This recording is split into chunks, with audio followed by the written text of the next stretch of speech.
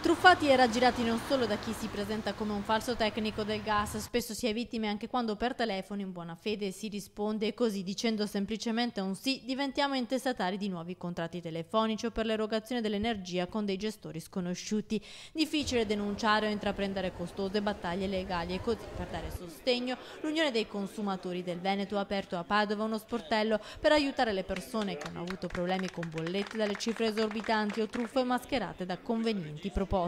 La cosa che abbiamo voluto orientare lo sportello è cercare di inserire all'interno della struttura persone che abbiano un'esperienza magari nel settore della giustizia, come ex poliziotti, finanzieri e carabinieri.